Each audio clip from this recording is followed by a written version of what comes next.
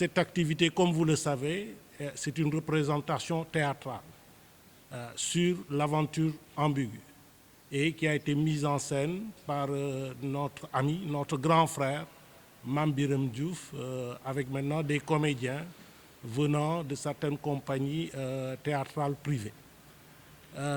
Cette activité aussi, je le disais tantôt, elle s'inscrit dans le programme d'activité globale de la compagnie du Théâtre national Daniel Sorano.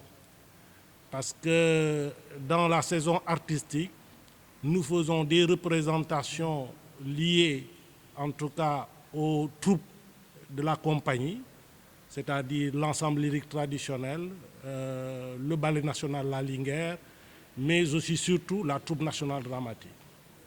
Et dans le cadre même de ces représentations théâtrales, le mois de mars est toujours consacré au théâtre exclusivement. D'ailleurs, nous l'appelons même ici, depuis 3 ans, au Théâtre national Daniel Sorano, le mois du théâtre.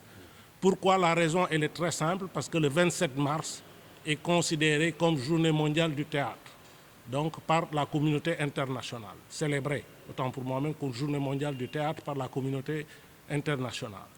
Donc ce programme, il devait se dérouler même ici, au mois de mars. Mais maintenant, compte tenu de certaines contraintes, en tout cas de préparation, de calendrier aussi, nous avons en tout cas d'accord parti avec le metteur en scène, décidé de le reporter au mois de juin, parce qu'aussi il fallait caler sur une bonne date. Mais il s'inscrit en tout cas dans ce cadre de ce mois de théâtre. Et la philosophie du mois de théâtre, c'est quoi? C'est tout simplement d'ouvrir les portes du théâtre à des porteurs, en tout cas, de projets de représentation. Le théâtre met gratuitement, en tout cas, ses locaux, la salle en ordre de marche, au bénéfice de ces porteurs de projets.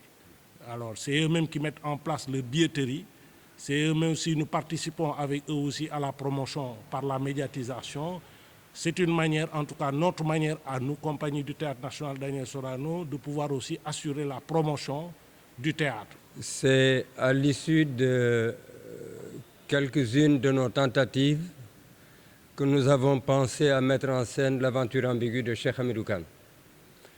Ce roman, qui n'était pas destiné au théâtre, on a essayé, nous, de le mettre en scène.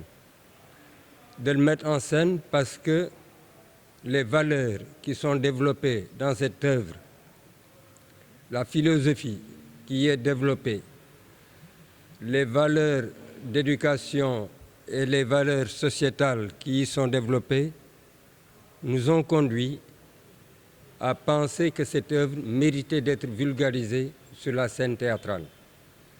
Mais en même temps que nous avons pensé à la vulgariser sur la scène théâtrale, nous nous sommes appuyés aussi sur ce que le roman comporte pour étudier certaines techniques théâtrales. C'est à l'issue aussi de ce travail que nous avons eu à effectuer, nous avons eu à former plusieurs comédiens, dont certains sont devenus des pensionnaires du Théâtre national Daniel Sorano. L'atelier du théâtre expérimental est en réalité un atelier de formation. Mais ce que nous avons pu puiser de l'aventure ambiguë nous a conduit aussi à penser que l'aventure ambiguë que nous avons, nous, dans notre adaptation intitulée La Grande Royale, est aussi une institution.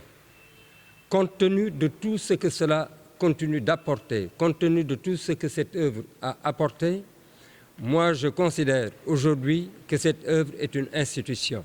Moi, en tout cas, j'essaie de mon côté de tirer l'essentiel de ce que je sais ou de ce que je comprends pour l'enseigner ou l'inculquer aux jeunes générations. Parce qu'il y a plein de choses qu'il faut inculquer aux jeunes générations.